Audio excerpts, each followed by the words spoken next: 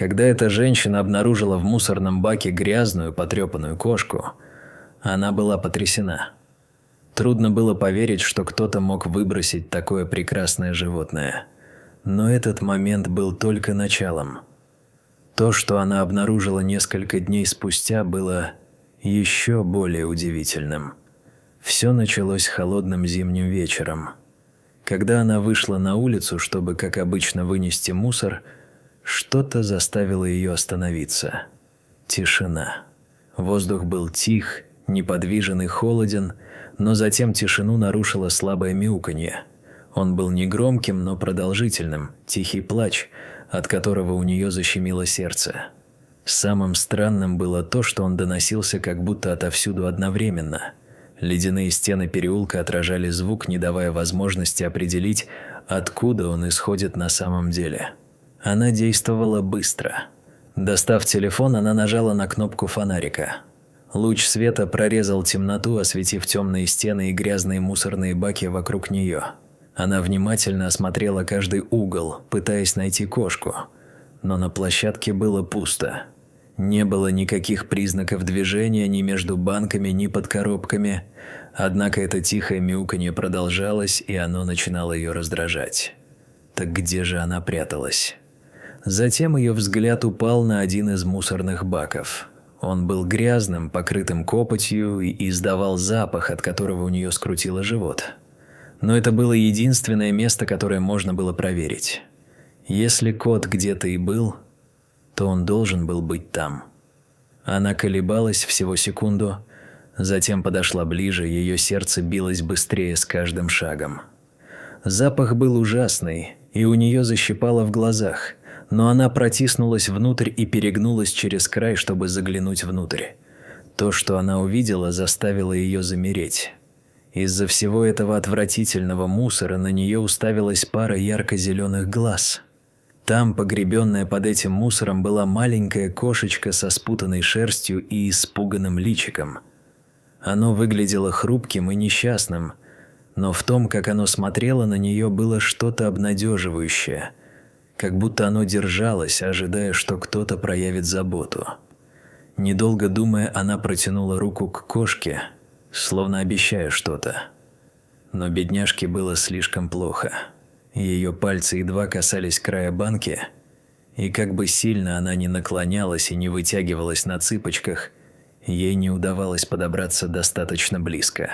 Ее руки болели от попыток, но у нее ничего не получалось. Она огляделась.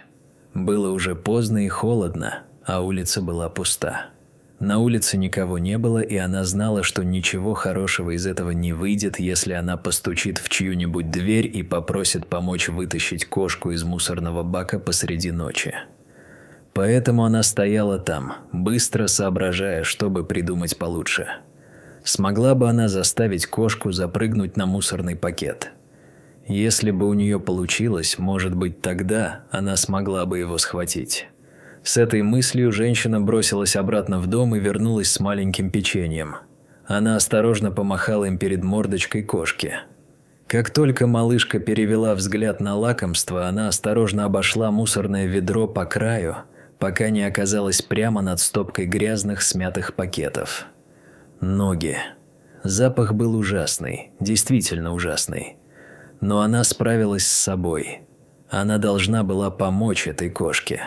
Казалось, что кошка вот-вот прыгнет, но в последнюю секунду она снова опустилась на землю. Она была слишком уставшей, слишком слабой. Теперь она это отчетливо понимала. «Ладно», – подумала она, – «мне нужен новый план». Она огляделась и заметила неподалеку небольшой пластиковый ящик. Около. Он не выглядел прочным и определенно был недостаточно высок, чтобы она могла удобно дотянуться до него. Но, может быть, только может быть, если она встанет на него и вытянется как можно дальше, это сработает. Выдержит ли он ее вес? Она не знала. И все же она должна была попытаться. Она подтащила его, положила рядом с мусорным ведром и осторожно забралась на него. Она медленно восстановила равновесие и, убедившись, что не упадет, запустила обе руки в банку. Кошка не была готова к такому резкому движению и издала резкое шипение. Но когда ее рука нащупала дряблую кожу на загривке и слегка приподняла ее, кот внезапно замер. Это был хороший знак. Она очень осторожно потянула его вверх. Он был тяжелее, чем казался, но она не отпустила его. Собрав все силы, она вытащила кошку из мусорного ведра и взяла на руки. Она была грязной, от нее воняло, и выглядела она совсем нездоровой. На секунду она заколебалась. Безопасно ли было заносить его в дом? Не могла ли она чем-нибудь заразиться от него? Но потом она посмотрела на малыша, дрожащего и едва держащегося на руках, и ее сердце ответило за нее. Если она оставит его здесь, он не переживет ночь. Поэтому она глубоко вздохнула, прижала его к себе и внесла в свой теплый дом. Оказавшись внутри, она быстро нашла немного еды и воды. Кошка нырнула в воду так, словно не ела несколько дней. И, честно говоря, она подумала, что, вероятно, так оно и было. Насытившись, он стал еще тише.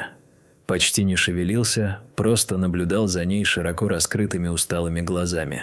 Она подумала, что, возможно, сейчас самое подходящее время начать расчесывать его спутанную, грязную шерсть.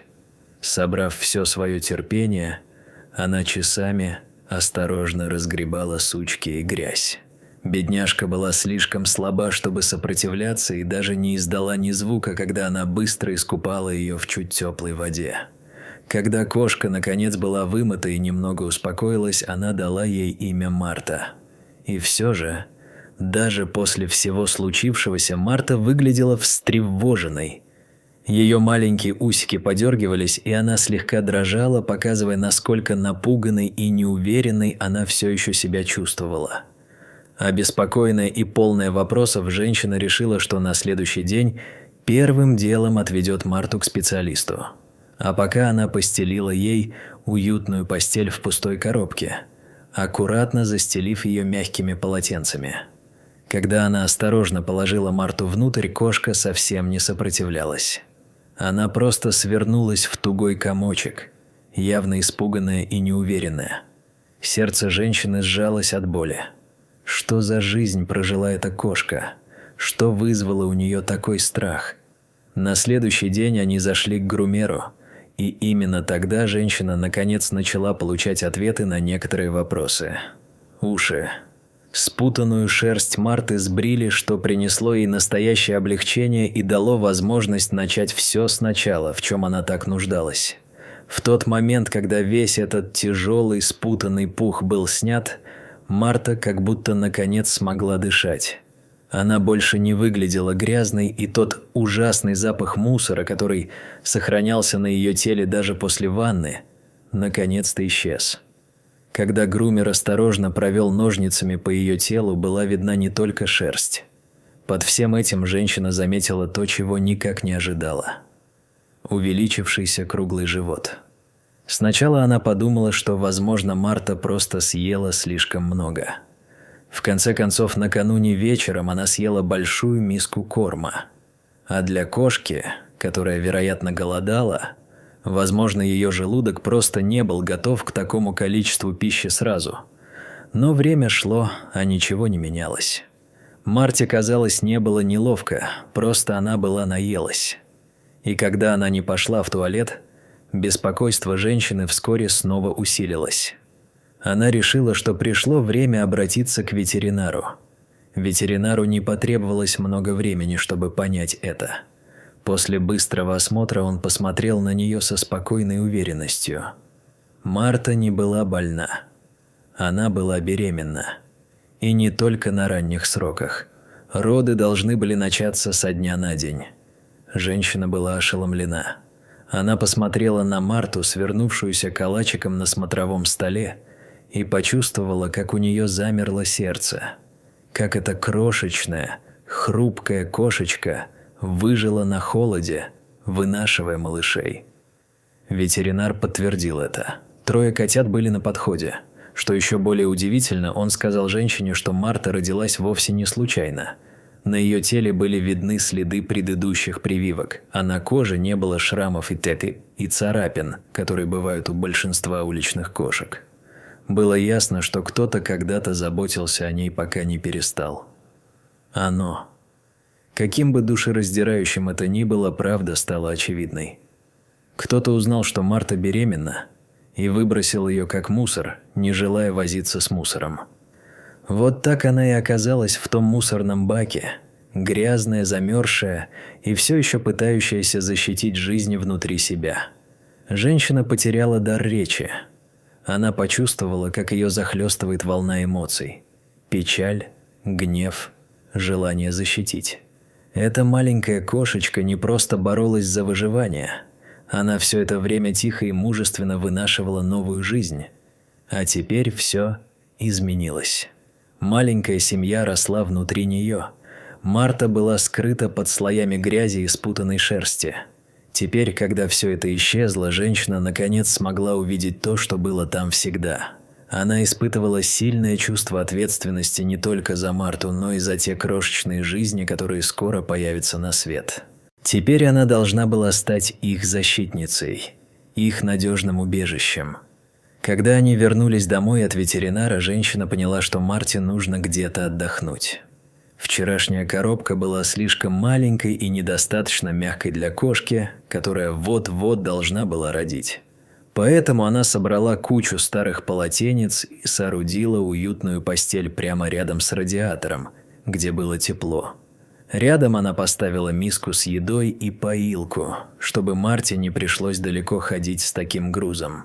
Пока Марта укладывалась на свежую стопку полотенец, женщина оставалась рядом, наблюдая, как она тихо дышит и засыпает. Трудно было поверить, что все началось с простого выноса мусора. И вот теперь она была здесь, готовая помочь появиться на свет 3 котятам. Она улыбнулась про себя, покачав головой от того, как быстро может измениться жизнь. И, наконец, это произошло. Всего через 2 дня Марта родила 3 крошечных, хрупких котят. Каждый из них был маленьким чудом, доказательством того, насколько сильной и целеустремленной была их мама, чтобы защитить их. Сердце женщины забилось сильнее, когда она посмотрела на новорожденных, прижавшихся к своей маме. В тот момент она дала себе обещание. Несмотря ни на что, эта семья останется вместе. Она и представить себе не могла, что кто-то поступит с ними так же, как с Мартой. Выбросит их, как будто они ничего не значат. Уход. В последующие дни, под тщательной и любящей заботой этой женщины, Марта и ее малыши начали процветать. Шерсть Марты, некогда тусклая и безжизненная, начала отрастать, становясь мягкой и блестящей. С каждым днем она выглядела все здоровее, и было ясно, что она сильнее, чем кто-либо мог предположить. Возможно, это была чисто кошачья выдержка. Возможно, она просто была хорошей матерью. В любом случае, это было нечто особенное. Спустя 8 недель котята наконец подросли настолько, что их можно было усыновить. Женщина начала расспрашивать друзей, соседей, всех, кто мог захотеть забрать домой пушистую радость. Она думала, что люди с радостью согласятся, но быстро обнаружила, что немногие готовы принять в свою жизнь 4 новых кошек. Марта, ставшая теперь спокойной и ласковой, явно привыкла жить с людьми. Но как же ее котята? Они были дикими малышами, игривыми, любопытными и полными озорства. Об этом свидетельствовали царапины на ее мебели. Женщина не могла никого обвинить в нерешительности. И все же она отказывалась сцеваться. Марта и ее малыши заслуживали большего, чем просто дом. Им нужен был правильный дом, место, где они могли бы расти, играть и чувствовать себя в безопасности, как это было с ней. Поэтому она продолжила поиски. В течение следующих нескольких недель женщина обратилась в несколько местных приютов, отправив им фотографии Марты и ее малышей. Она дала им понять, что рада продолжать опекать эту семью, пока они не найдут любящий дом, который примет их всех вместе. Сотрудники приюта предупредили ее, что будет трудно найти кого-то, кто согласился бы усыновить всех 4, но женщина не сдвинулась с места. Марте и так пришлось пережить более чем достаточно горя, и она не собиралась разлучать ее с малышами. После еще одной спокойной недели она решила попробовать что-то новое. Она начала публиковать фотографии и видео Марты и ее котят в социальных сетях. Она запечатлела их в самые приятные моменты. Они обнимались, играли, нянчились и дремали, свернувшись в пушистую кучку. К ее удивлению, людям это понравилось. Посыпались комментарии, и вскоре ее видео стали публиковаться снова и снова. Тысячи людей по всей округе видели ее маленькую кошачью семью и знали, что они ищут дом на всю жизнь. Но несмотря на все это внимание, ни один человек не подошел, чтобы приютить их. Если честно, женщина на самом деле не возражала. Появление Марты и котят изменило ее жизнь к лучшему. До того, как они появились, ее дни были тихими и немного одинокими. Теперь ей было чего ждать каждое утро, даже в те дни, когда она не работала и не бегала по поручениям. Конечно, она тратила больше обычного на еду, подстилку и игрушки, но радость, которую они ей приносили, стоила каждого пенни. Поэтому, когда кто-то в сети оставил комментарий о том, как прекрасна ее кошачья семья, что-то щелкнуло. Она посмотрела на Марту, свернувшуюся калачиком на диване, и котят, дерущихся неподалеку, и поняла, что они не просто домашние животные. Они принадлежали ей, ее семье. На следующий день она обзвонила все приюты, с которыми разговаривала, и сообщила им о своем решении. Она решила оставить их у себя. Всех до единого. Она записалась на прием к ветеринару, сделала каждому котенку микрочип и официально зарегистрировала себя как их владелицу. Она даже дала им имена навсегда – Аксель, Ария и Арес. С этого момента у женщины, Марты и 3 котят началась новая совместная глава, наполненная теплом, исцелением и любовью. Никому из них больше не придется чувствовать себя одиноким или никому не нужным. А теперь ваша очередь. Что вы думаете о путешествии Марты? Что бы вы сделали, если бы нашли в мусорном ведре испуганную маленькую кошечку? Смогли бы вы открыть свое сердце не только одной, но и 4 нуждающимся людям? Мы будем рады услышать ваши мысли в комментариях, и если эта история тронула ваше сердце, не забудьте поставить лайк, поделиться и подписаться на канал.